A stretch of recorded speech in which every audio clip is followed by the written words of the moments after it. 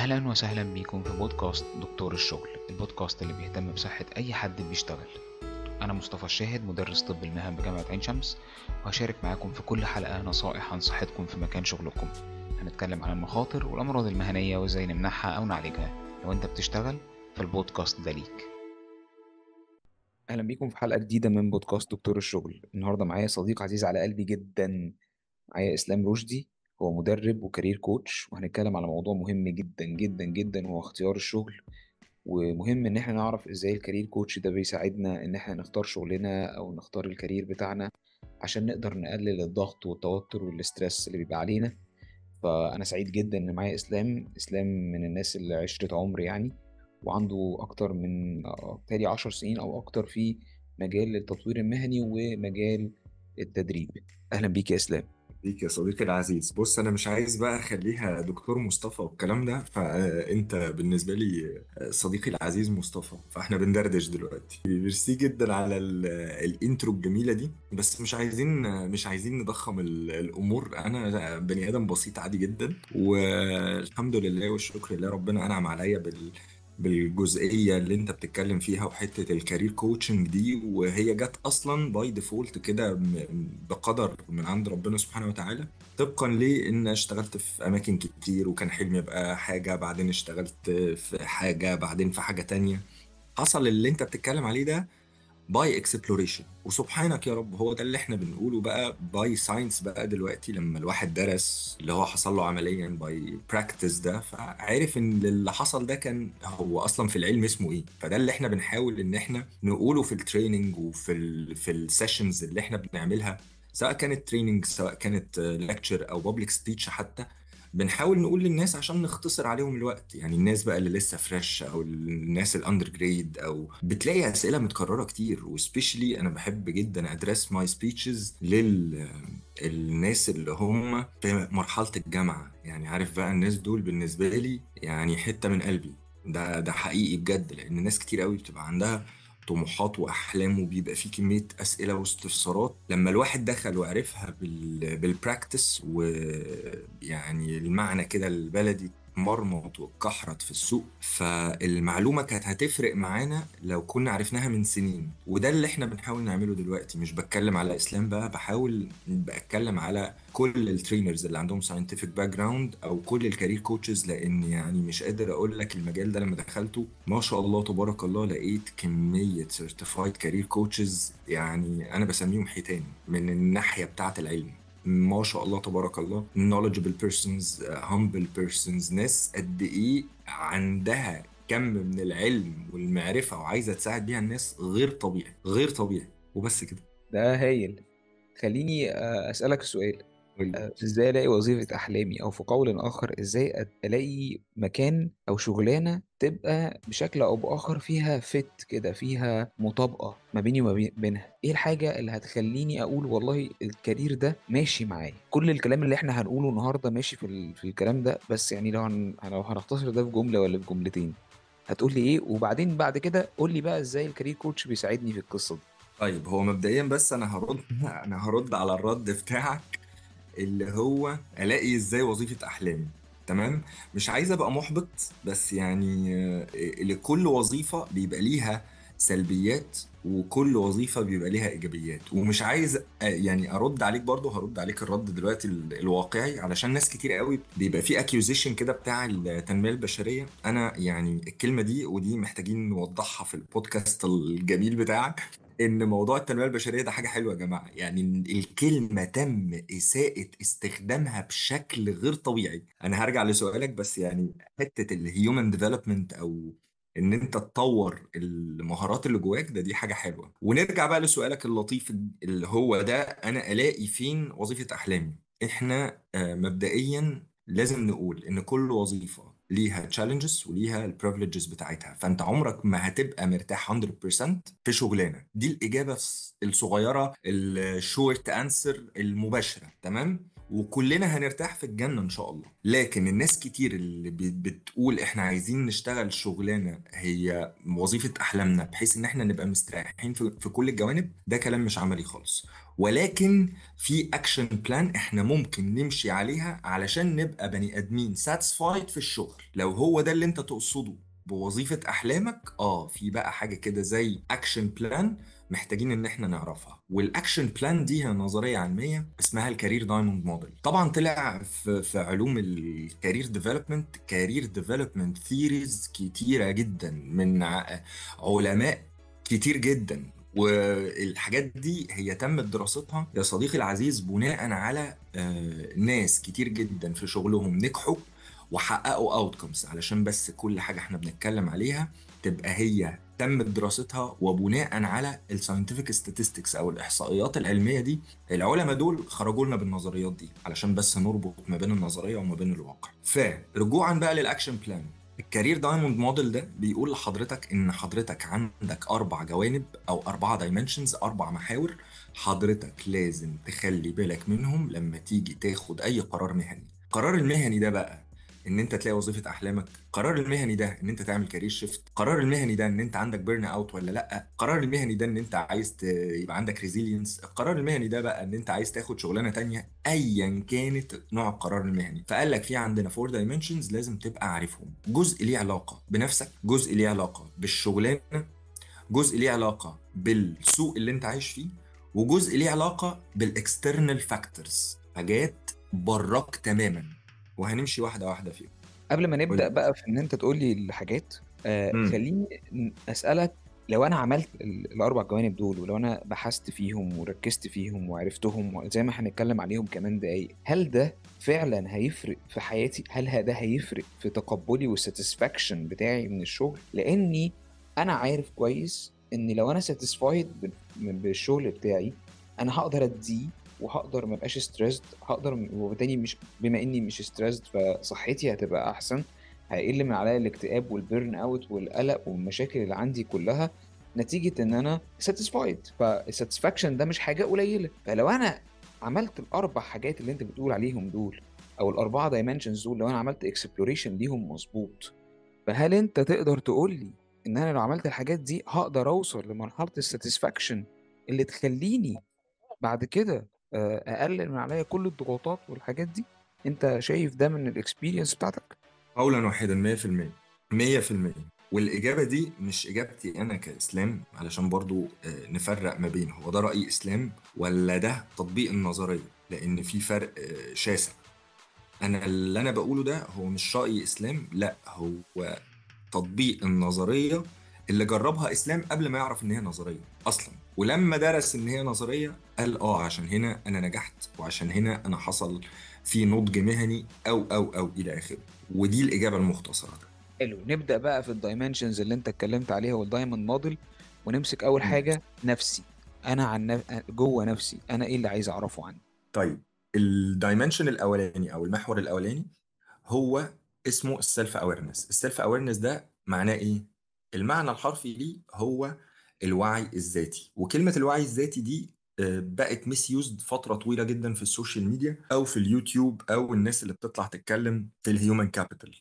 فابتدى ان هو يقول لك ان تعريف الوعي الذاتي في الكارير في المهنة ده بناء على العلم. حضرتك عندنا 5 حاجات. الحاجة الأولانية حاجة اسمها الكارير فاليوز، القيم المهنية. الحاجة التانية اسمها الكارير انترست، الاهتمامات المهنية. الحاجة التالتة اسمها الكارير موتيفيشنال سكيلز أو المهارات التحفيزية. رقم 4 حاجة اسمها الكارير بيرسوناليتي ستايل أو نمط الشخصية المهنية. الحاجة الخامسة حاجة اسمها الكارير لايف بيربس أو الغرض المهني من حياتي. ال5 حاجات دول احنا نشرحهم سريعا كده علشان الناس تبقى فاهمة ايه الفروقات، علشان الكلام ما يبقاش عام وكل واحد يبقى فاهم ايه الفرق ما بين الحاجة دي والحاجة دي. رقم 1 الكارير فاليوز هي ايه الحاجات المهمة بالنسبة لي في الشغلانة. وهنا انا ما بتكلمش على صح او غلط، الحاجات المهمة في الشغلانة بتختلف مننا كأشخاص لبعض. يعني مثلا انا ممكن يهمني في الشغلانة الفلوس، انا عندي التزامات كتير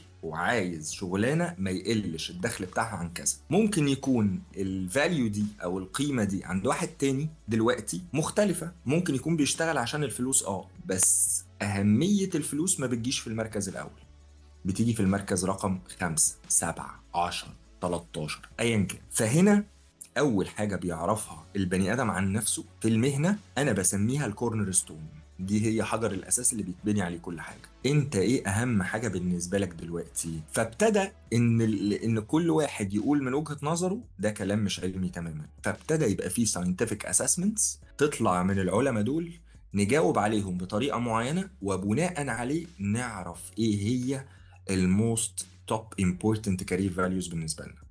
فالساينتفك اسسمنت اللي انا بكلمك عليه ده في رفلي كده تقريبا 60 كارير فاليو، مفيش حاجه فيهم مش مهمه. بس بالنسبه لمين بقى؟ بالنسبه لك من 1 ل60 الترتيب قطعا هيختلف من واحد للتاني للتالت للرابع وهكذا. طيب بنعمل ايه بقى؟ بنشوف ايه اهم القيم اللي انت بتدور عليها، وبنشوف القيم دي بتماتش الشغلانه اللي انت فيها ولا لا، او الشغلانه اللي انت عايز تدور عليها او اللي انت عايز تشتغلها، اللي انت يو ار لوكينج فور. ده الحاجه الاولانيه. الحاجه الثانيه حاجه اسمها الكارير انترستس او الاهتمامات المهنيه. هنا بقى انا بتكلم على حاجه اسمها الحب وعدم الحب، اللي بما يسمى الشغف في بعض الاقوال الاخرى. وهنا قبل ما اشرح ايه هي الكارير انترست، انا محتاج ان انا اقول رايي في الموضوع ده بقى. يعني ده راي شخصي، ده مش علم بقى، ده من وجهه نظري انا. يعني الشغف من الحاجات يا اسلام اللي اتقتلت يعني، اللي الناس كلها اصلا انا مش لاقي شغفي، اصلا انا مش لاقي حياتي، اصلا انا مش لاقي ايه، اصلا انا الشغلانه دي مش على قد الباشون بتاعي وما الى ذلك. انا سمعت الرأي ده قبل كده منك، ويهمني ان الناس تسمعه، لان ناس كتير قوي بتضيع حياتها وبتضيع شغلها وبتضيع الكارير بتاعها بس عشان هي مش لاقيه شغفها يعني، او زي ما انت قلت كده تم استباحة هذا المصطلح يعني. يعني مش تم استباحته، يعني في عندنا مدرستين، والمدرستين بيقولوا كلام مش صحيح اطلاقا. يعني في عندنا مدرسة تقول لك ايه، وهي المدرسة الاولى تقول لك ايه؟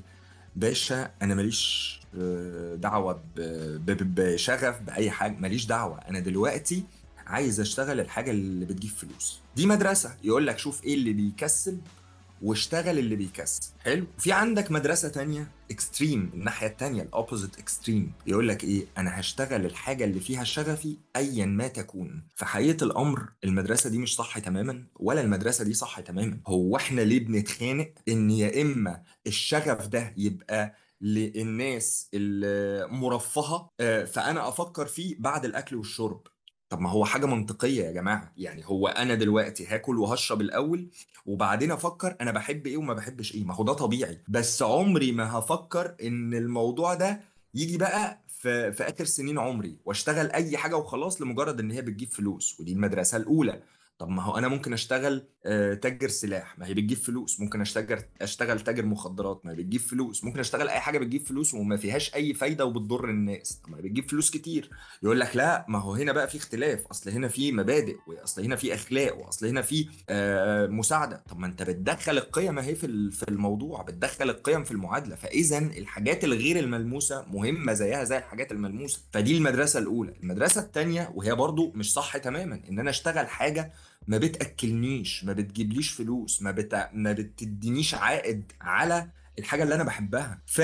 المدرسة التانية اشتغل بقى الحاجة واموت من الجوع. ما هو دي برضو مدرسة خاطئة من وجهة نظري انا. انت لازم تشتغل الحاجة اللي بتجيب فلوس والحاجة اللي انت بتحبها. وهنا بلاقي ناس كتير قوي يا صديقي العزيز يقولوا لي ايه؟ ايوه بس هي فين الحاجة اللي احنا نحبها وبتجيب فلوس و الى اخره. لما باجي بعمل معاهم الكوتشنج تكنيكس بقى، وبنستخدم ايا كان من الكوتشنج ساينتفك تكنيكس، يقول لك ايه بقى؟ الاقي الليميتنج بليف طالع قدامي، او القناعه المقيده للافكار هو اللي طالع قدامي. ليه بقى؟ لان بلاقي الشخص زانق نفسه في باشن واحد وفي شغلانه واحده. والسؤال التاني مني هو مين قال لك ان في باشن واحد عند البني ادم؟ مين قال لك ان البني ادم ينفع يشتغل شغلانه واحده بيحبها؟ مين قال لك ان انت اصلا ما تقدرش تكسبلور اكتر من كده؟ وبنبدا نكتشف ان في شغلانات بتكسب، وفي شغلانات الجوب نيتشر بتاعتها ملهاش اي مرجع اكاديمي. وبتلاقي، وعلى سبيل المثال طبعا يعني عندك شغلانه السيلز والبزنس ديفلوبمنت، دي واحده من اكتر الشغلانات اللي بتكسب الناس فلوس، وهي ملهاش كليه. مين اللي قال لحضرتك ان البني ادم اللي يشتغل سيلز ده يبقى خريج حقوق، خريج تجاره، خريج اداب، خريج بزنس ادمنستريشن؟ ملهاش كليه، وواحده من التوب موست امبورتنت جوبس على مستوى العالم بتجيب ريفينيو. فلك ان تتخيل واحده من اكتر الشغلانات اللي بتجيب فلوس ملهاش مرجع اكاديمي. طب انت تعرف منين بقى اذا كنت فاهم فيها ولا لا؟ تعرف منين بقى اذا كنت بتحبها ولا لا؟ طب تعرف منين بقى؟ لازم تجرب، لازم تنزل وتروح وتيجي وتشوف العائد على الاستثمار وهكذا. فعشان كده طبعا، علشان يعني برضو نوجه رسالة للي بيسمعنا، ان البني ادم لما يشوف حاجة فيها الشغف بتاعته لازم يبقى ليها مرجع او ليها عائد مادي. نفس الكلام لو انت بتشتغل حاجة وربنا قدر لك ان انت تشتغل حاجة بتجيب فلوس، حط عقلك في المعادلة. والله الشغلانة دي انا بحبها ولا ما بحبهاش؟ طيب لو هحبها هكمل فيها لحد امتى؟ طب الشغف ده بيتم اشباعه ولا لا؟ طب لو تم اشباع الشغف ده هدور على حاجة تانية ولا لا؟ طب انا عايز اترقى ولا لا؟ كل دي الاسئلة مهمة جدا ليها علاقة بالشغف، لان ليها علاقة وطيدة ومباشرة وصلة مباشرة ومهمة جدا بالوقت. ومن وجهة نظري عامل الوقت هو اهم عامل في الكارير لايف بيربس بالنسبه لي وبالنسبه لك وبالنسبه لاي حد. تمام. وفي ايكويجن بسيطه كده احب اقولها للناس ايا كان اللي بيسمعنا، ربنا يبارك لها الكوتش اللي علمتني دي المعادله دي، من ساعتها حصل مايند شيفتنج يا صديقي العزيز. هنفترض جدلا ان معدل عمر الانسان ساينتفكلي 60 سنه، تمام، مور اور ليس، بس يعني الافريج 60. هنفترض جدلا ان الواحد بينام 8 ساعات في اليوم، على اعتبار ان في ايام اجازات، في ايام اعياد، بلا بلا بلا بلا. 8 ساعات في 365 يوم في 60 سنه ايكوال 20 سنه. انا من حياتي اللي هنفترض ان متوسطها 60 سنه، انا نايم منهم تلت الحياه، نايم منهم 20 سنه. زود عليهم بقى 8 ساعات افريج ديلي للاكل، الشرب، المواصلات، الاحتفالات، العزاء، الفرح، اي حاجه بقى تانية، العزومات، اي حاجه. حضرتك بقى 8 ساعات في 365 في 60 ايكوال 20 سنه. فاصبح ان حضرتك عندك 20 سنه متبقيين عشان تعمل فيهم كل حاجه، مهنيه واجتماعيه وشخصيه. ولما هنا انا ماليش دعوه طبعا بالاجتماعيه والشخصيه، انا ليا هنا دعوه بالمهنه بقى. 20 سنة دول محتاج فيهم تتعلم، محتاج فيهم تترقى، محتاج فيهم تطور، محتاج فيهم تانفلونس، تأثر في الناس، محتاج فيهم ان انت توصل لمرحلة يبقى ليك سنس اوف اتشيفمنت. انت مش جاي هنا قاعد فترة طويلة، انت جاي هنا قاعد فترة قصيرة، فانت لازم تستثمر الوقت ده. وهو من وجهة نظري هو اهم مورد للبني ادم، اهم من الفلوس حتى. فلوس مهمة، فلوس قوية جدا، الفلوس بتخليك تعمل حاجات اسرع، ما اختلفناش قولا واحدا، بس الوقت يظل اهم مورد للبني ادم. كده انا عرفت ابص جوايا، وهشوف شغفي، وهشوف الفاليوز بتاعتي، وهرجع اشوف ال 60 فاليو اللي انت قلت عليهم، اللي يا ريت لو في ريفرنس ليهم تبعتهم لنا نحطه للناس. طبعا. بصيت جوايا، مم. تاني خطوة المفروض هعمل ايه؟ بنحاول ندي للناس من خلال هذا البودكاست او من خلال هذه الحلقة روشتة كده سريعة. لو انا قعدت مع نفسي وحبيت ان انا اراجع نفسي في الكارير، سواء انا بشتغل فانا عايز احسن من كاريري، سواء في المكان اللي انا فيه اذا كنت عايز احسن مكاني، او لو انا عايز اخد خطوة جريئة زي ان انا اعمل كارير شيفت، او ان انا حد لسه زي ما انت قلت كده في الجامعة ولسه بدور على الشغلانات اللي قدامي. فالناس دي محتاجه روشته سريعه. اول حاجه احنا عرفناها عن كده ان انا لازم ابص جوايا وارجع الفاليوز بتاعتي، واعرف انا محتاج ايه، واعرف شغفي زي ما انت قلت، واعرف كمان معايا اذا كنت محتاج فلوس ولا لا، او يا ريت لو اعمل كومباينيشن ما بينهم، لان محدش بيعيش بده لوحده وده لوحده. صحيح. بعد ما بتعمل مجموعة الاسسمنتس دي بيطلع لك افريج او اكتر من كده. يعني احنا بنتكلم مينيمم 3 شغلانات بتدور عليهم، 3 شغلانات مختلفين، فيهم شغفك وفيهم الحاجات اللي انت بتعرف تعملها، والحاجات اللي بتجيب فلوس، علشان برضو المستمع يبقى فاهم ان هي مش حاجة واحدة. طيب الثلاث حاجات هناخد المينيمم، الثلاث حاجات دول تقارن ما بينهم ازاي؟ او ايه يبقى قبل ايه؟ او ايه يبقى رقم واحد وايه رقم اتنين وايه رقم تلاتة؟ بنخش هنا على واحد من اهم الساينتفك اسسمنتس اللي بترتب لك دماغك. خلاص انت عرفت انت ان في ثلاث مجالات ظهروا قدامك دلوقتي بعد كل الاكسبلوريشن اللي احنا عملناه ده. بتعمل ايه بقى؟ بتعمل حاجة اسمها مدى استعدادك الوظيفي ومدى رضائك الوظيفي. طيب بتقارن ما بين التلاتة. هي الشغلانة اللي طلعت لي دي أنا بعرف أعملها بنسبة قد إيه وهبقى مبسوط فيها بنسبة قد إيه؟ إيه ده؟ هو الساينس بيقدر يخلينا نعرف نسبة الشغف تبقى قد إيه؟ الإجابة قطعا أيوه، وده علم مش وجهة نظري ولا رأيي. فبالتالي حضرتك مع كل شغلانة بيطلع لك رقمين: نسبة استعدادك ليها ونسبة حبك ليها. فتلاقي نفسك الشغلانة دي بعرف أعملها بنسبة 90% بس بحبها بنسبة 70، وفي عندي شغلانة تانية بعرف أعملها بنسبة 80 وبحبها بنسبة 80، وعندي شغلانة تالتة بعرف أحبها بنسبة 90 وبحبها بنسبة 90. فالبني آدم دماغه بتترتب، يقول لك هو من نفسه خلاص هو عارف الطريق، خلاص ده المجال اللي هدور عليه الأول، بعد كده ده، بعد كده ده، أو ممكن اشتغل المجال ده الاول واشتغل المجال التاني فريلانس، او اشتغل المجال التاني اد اون في ساعات العمل الاضافيه بقى بتاعتي. عرفنا تاني خطوة وبدأنا نجرب، وغالبا الناس بتحب تعمل الشغلانات دي تعملها، يعني دايما لما يحب حد يجرب شغلانة بيعملها فولنتير في الأول، يروح كده يتطوع ويعملها شوية عشان يشوف إيه إذا كانت هتبقى ماشية على هواه ولا لأ، عشان حتى يبقى الخسارة فيها خسارة محدودة، ويبقى بيجرب زي ما بيقول كده في ساند بوكس. صحيح، بس ده مرتبط، عشان يعني انا بقول لك ان هو صحيح ليه، لان هو مرتبط بالخطوه رقم ثلاثة وهي سوق العمل. يعني اللي انت قلته ده هو فعلا صحيح، لان الخطوه الثالثه هي سوق العمل. فانت خلاص بقى بعد ما عرفت المجال الاول الثاني الثالث، طب انت هتعمل ايه بقى؟ فقال لك بتنزل تجرب، بس خلي بالك من حاجه مهمه قوي. قبل ما تنزل تجرب انت لازم تبقى عارف الاستاتستكس او احصائيات العمل بتاعه السوق اللي انت عايش فيه، وتربطها بالنتائج اللي طلعت لك. يعني مثلا هنفترض جدلا ان واحد طلع له ان النتيجه بتاعته يبقى رائد فضاء، خلاص هو الاسسمنت بتاعه طلع كده. فقال لك خلي بالك من حاجه بقى، احنا عندنا اشهر وكاله فضاء موجوده في امريكا مش موجوده هنا. فحضرتك عندك تو اوبشنز. اوبشن الاولاني ان انت تسافر بره، والعواقب والكونسيكونسز بتاعته هتبقى واحد اتنين تلاته، هتسيب اهلك و الى اخره. طيب عندك اوبشن تاني اللي هو ايه بقى؟ المجال التاني، وده موجود في مصر. عرفت منين ان هو موجود في مصر؟ حضرتك بتضطر تعمل الهوم ورك بتاعك. مين بقى الهوم ورك بتاعك ده بقى وتعمله ازاي؟ حضرتك عندك منصة قوية جدا اسمها لينكدين. لينكدين ده انا بشوف ان الناس بتتعامل معايا يا صديقي العزيز على اساس ان هو فيسبوك او انستجرام.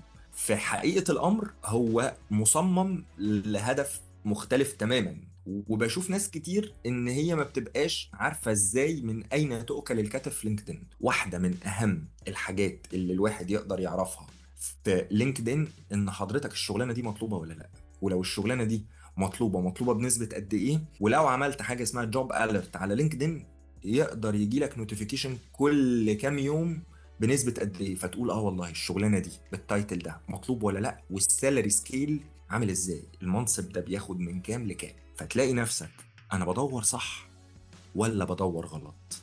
ده الحاجة الأولانية اللي ليها علاقة بالسوق. الحاجة التانية اللي ليها علاقة بالماركت كمان إن الناس تاخد منتور ليها، وموضوع المنتور ده واحد من أهم الأشياء اللي لازم أي ياخدها في حياته بقى عامة. أنا هنا ولا بكلم أندر جريد ولا بكلم فريش جريد، أنا بتكلم على استقامته، لأن مهما كان مهما وصلت من علم هيبقى في حد عارف أكتر منك، وفي حد عارف اكتر منه، وفي حد عارف اكتر منه، لان العلم ما بيخلصش، ربنا هو اللي عنده العلم كله. فبالتالي انا كبني ادم لازم يبقى ليا بني ادم ريفرنس. وبستغرب جدا يا صديقي العزيز لما بعمل تريننج، وفي اول التريننج في الايس بريكر اكتيفيتي في النشاط اللي لسه فيه بنتعرف على بعض، واسال الاتنديز سؤال: مين مثلك الاعلى في الاشخاص؟ يقول لي للاسف مفيش. انا بزعل جدا من الاجابه دي، بزعل جدا لما حد يقول لي ما عنديش مثل اعلى. والناس كلها بتفتكر لا مثل الاعلى ده انا اخد جزء من شخصيه وجزء من شخصيه. يا عم عادي، هو احنا ما احنا كلنا عندنا عيوب. فايه المشكله لما تقول لي ستيف جوبز؟ ما هو ستيف جوبز حياته الشخصيه كانت متدمره، بس واحد من اكتر الناس الانفلونسرز على مدار التاريخ، واحد غير صناعه معينه. ليه مكسوف تقول ان هو ستيف جوبز مسك؟ يعني ما عادي يا جدعان، ما تقولوا. المنتور ده بقى بيعمل ايه يا صديقي العزيز؟ بيبتدي يوجهك ويرشدك في الدايركشن اللي انت شايفه منتور فيه. فانا عندي النهارده دكتور مصطفى الشاهد صديقي في الاوكيوبيشنال هيلث، في الاوكيوبيشنال ميديسن. انا بالنسبه لي انت المرجع في الحته دي، فيوم ما بحتاج حاجه بقول ايه؟ والله يا مصطفى برفع عليك سماعه التليفون، انا محتاج كذا كذا. ليه؟ لان بالنسبه لي هو سبجكت ماتر اكسبرت هنا. اعمل كده بقى في حياتك المهنيه. مين البني ادم اللي تعرفه اللي يقدر يساعدك؟ مين البني ادم اللي تعرفه اللي النتورك بتاعته قويه؟ مين البني ادم اللي تعرفه اللي عدى بنفس المراحل بتاعتك دي قبل منك وهو سبورتيف از ويل؟ طبعا ده الناس كتير قوي بتشوفه واسطة بقى وبتاع. لا لا لا، ده مسمى علمي اسمه البروفيشنال نتوركينج. انا اعرف اكس واعرف واي واعرف اي واعرف بي واعرف سي. في ناس بتشوفه ان هو محلسه، او ان انت بتكبر علينا، او ان انت بتروح في مكان، او ان انت بتحاول تبقى ليك بوليتيكال باك جراوند بشكل او باخر. انا نقصد هنا ببوليتيكال يعني جوب بوليتكس يعني. لكن في الاخر زي ما انت قلت كده بتنتورك. بالظبط. وخليني اقول لك على حاجه يا اسلام، انا يمكن خدت منك النصيحه دي بشكل غير مباشر قريب. انا كنت من الناس اللي ما بتعاملش مع لينكد ان خالص خالص. مم. وبعدين لما بدأت أتعامل معاه مؤخرا، لا النتورك بتاعتي كبرت جامد. وبعدين بقيت في ناس أنا فعلا بأبروتش وبقدر أوصل لهم. وفي منهم ناس كانت معانا هنا حتى في البودكاست، واتكلمت معاهم، عرفتهم من على لينكد ان وتعلمنا مع بعض على لينكد ان، وممكن ما شفتهمش حتى فيس تو فيس. بس النتوركينج اللي بيحصل ده حلو، لانه زي ما انت قلت كده بيفتح somehow opportunity قدامك، بيفتح كده فرص انك تروح تشتغل، او انك تلاقي اماكن الشغل او الشغلانات او الحاجات اللي فيها شغفك. خليني بس اقف كمان على نقطه انت قلتها ليها علاقه بالمنتور.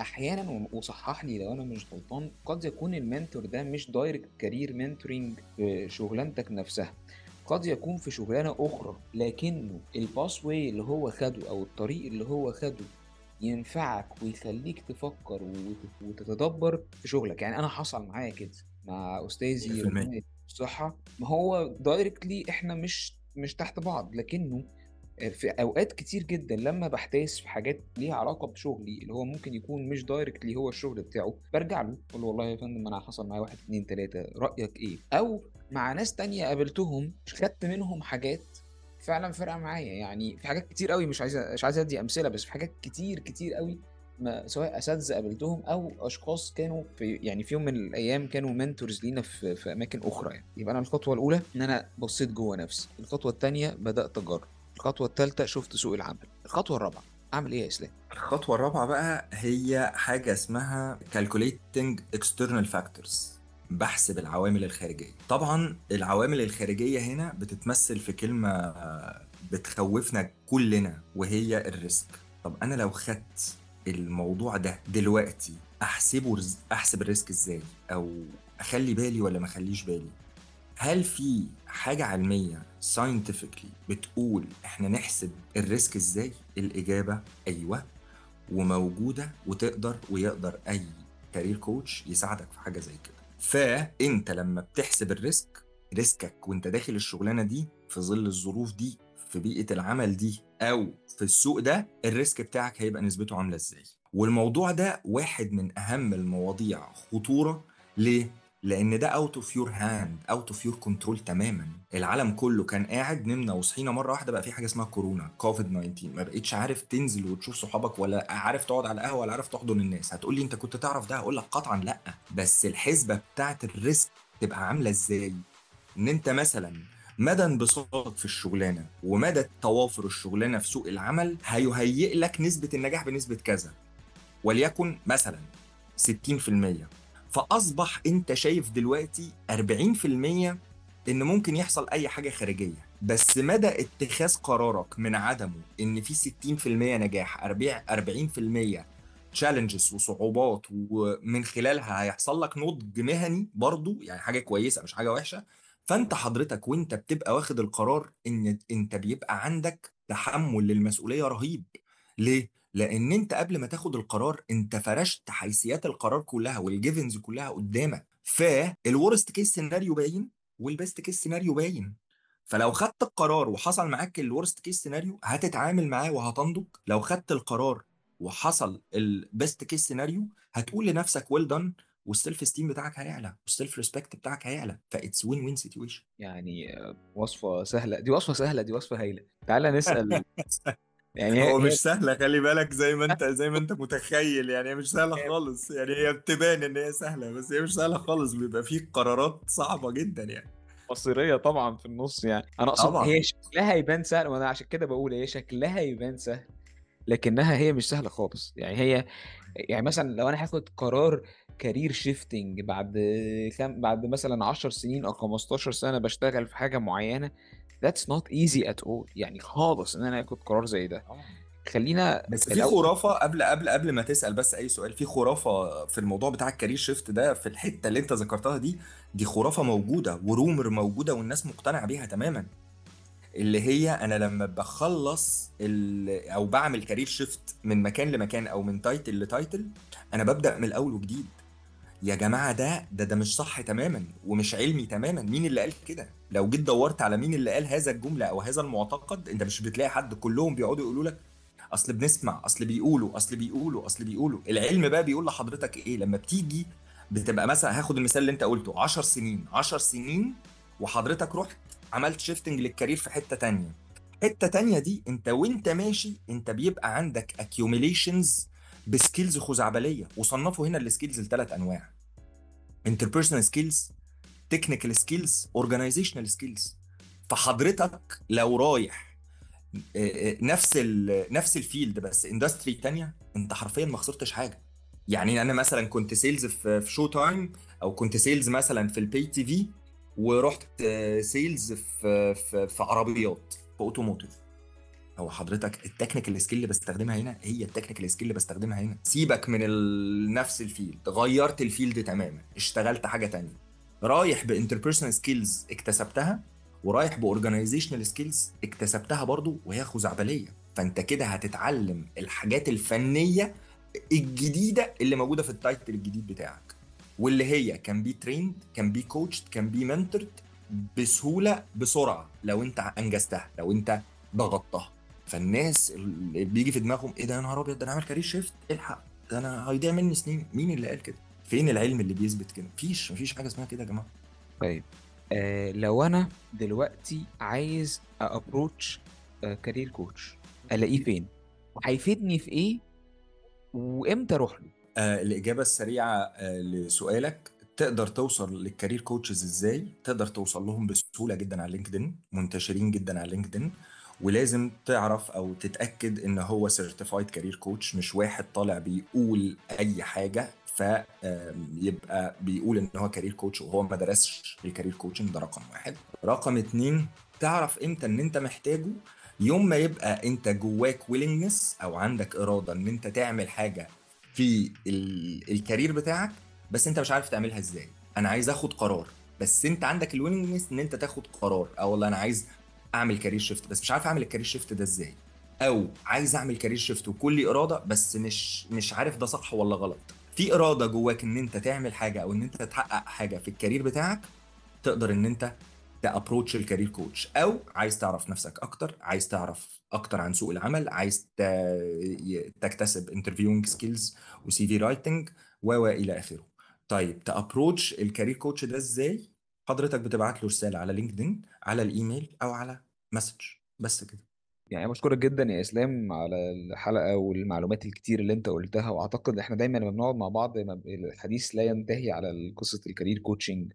وانا شايف ان الكارير كوتش من وجهه نظري الشخصيه، من وجهه نظر بقى الاوكيبيشنال هيلث والاوكيبيشنال ميديسن، الطب المهني والصحه المهنيه، من وجهه نظري ان الكارير كوتشز بيلعبوا دور اساسي مكمل للصحه المهنيه. ليه؟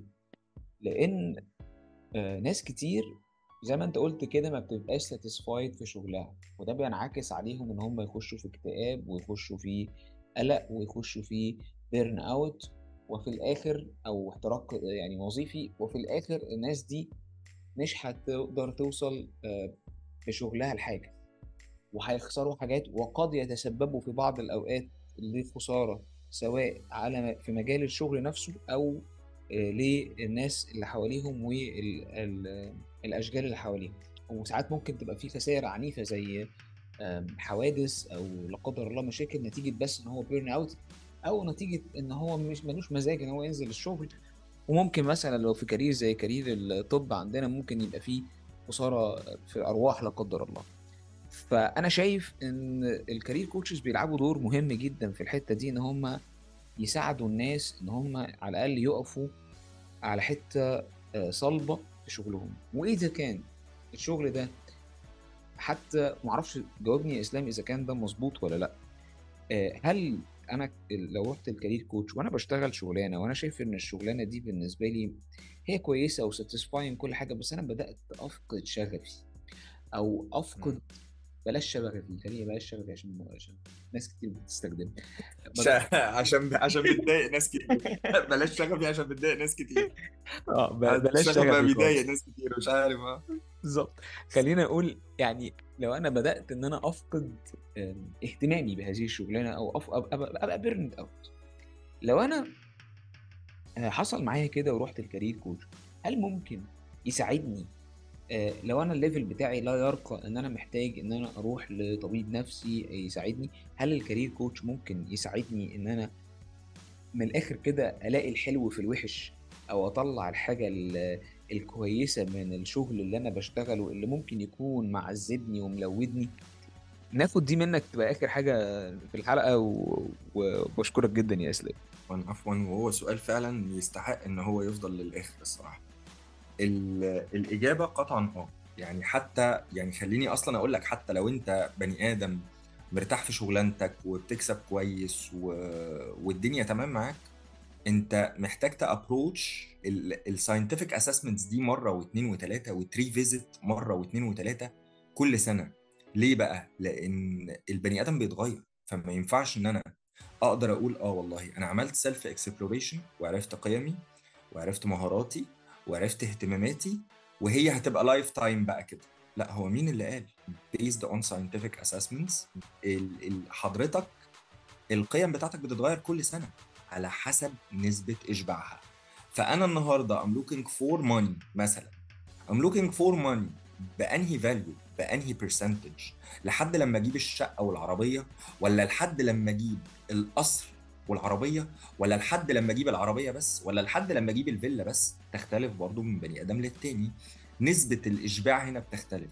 فلما بتريفيزت كمان سنة تقول يا نهار أبيض، دي السنة اللي فاتت دي كانت عندي رقم 1، في السنة دي رقم 3. ده بيأثر في قراراتك المهنية مع انك مش متضايق ولا حاجة.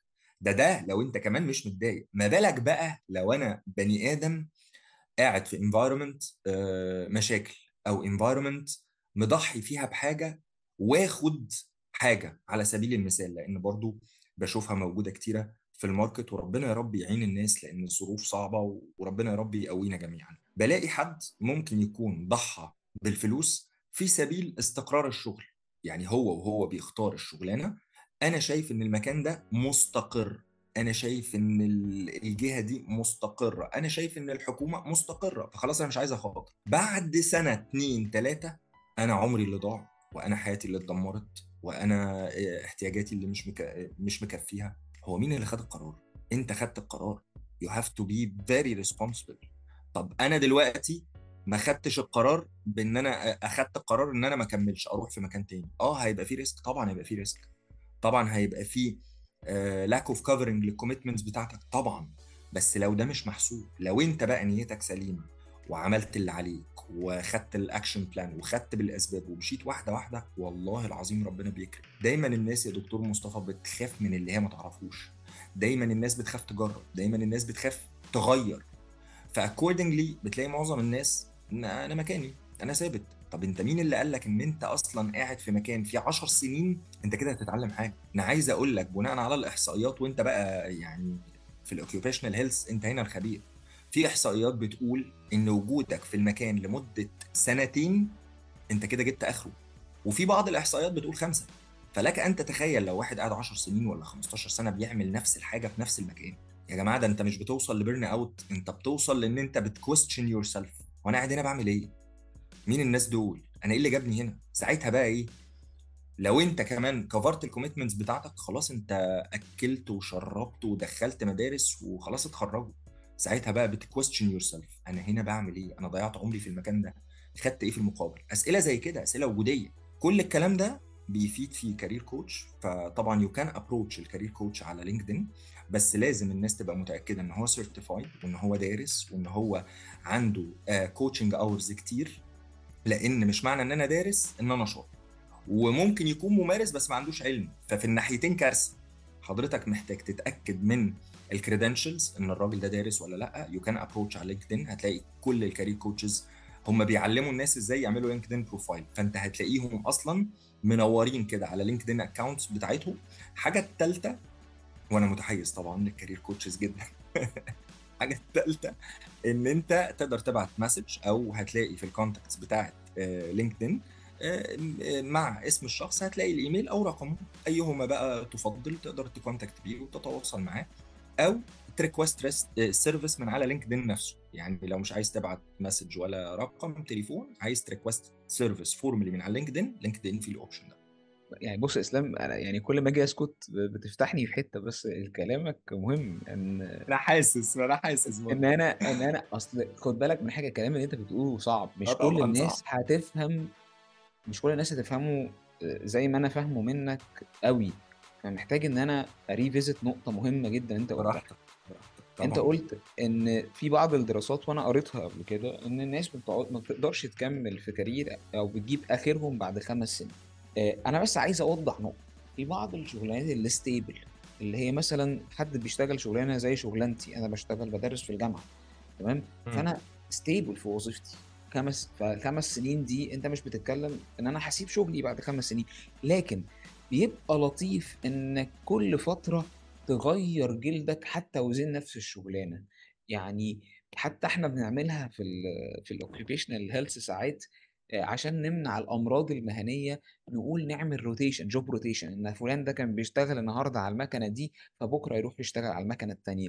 فاحيانا انت ممكن وزن الوظائف الثابته اللي هي ما بتتغيرش، انت ممكن تعمل تغييرات طفيفه في شغلك، او ميجور جوه شغلك وزين الميجور رول بتاعك.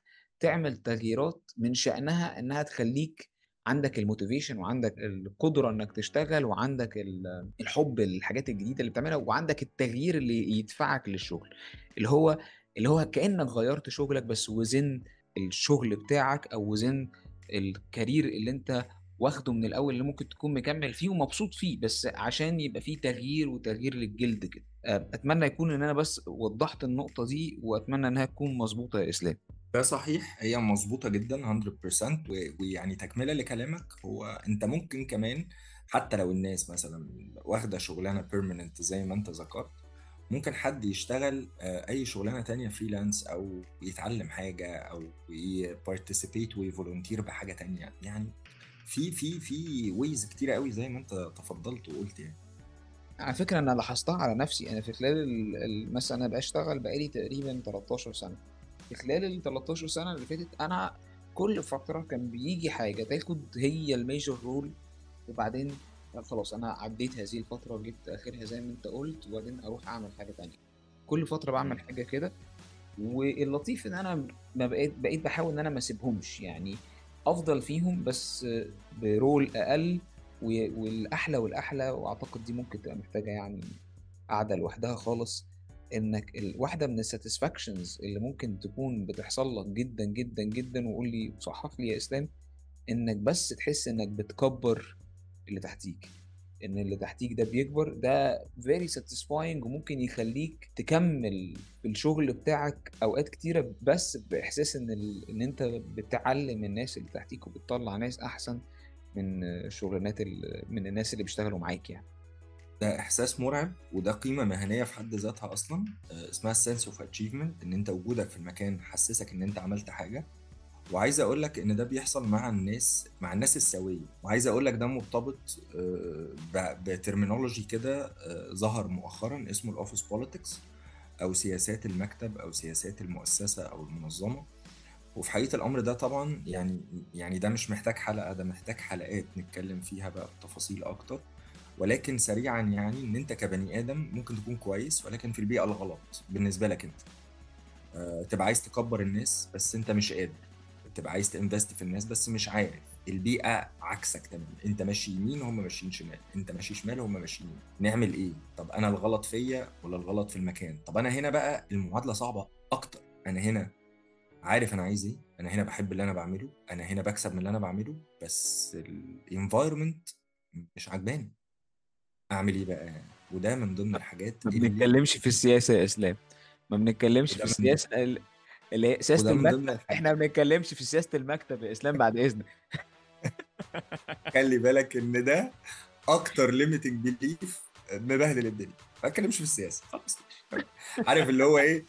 اذبح يا زكي قدرة. فانت زكي قدرة مين؟ اذبح زكي قدرة. طب زكي قدرة ده فكر هو بيعمل اللي بيعمله ده ليه؟ طب هو كويس كده ولا وحش كده؟ ما هو خلي بالك ان لما زكي قدرة ده بيذبح هو في حد تاني بيتذبح. مين اللي بيتذبح ده بقى؟ ده كويس ولا وحش؟ ايا كانت الموضوع السياسة، صعب. في سياسة المكتب احنا ما بنتكلمش عليها عشان، مش عشان حاجة، بس عشان احيانا كتير عشان ما نزعلش كلام، حد مننا. لا لا، احيانا كتير يا اسلام الكلام بيبقى صادم للبعض.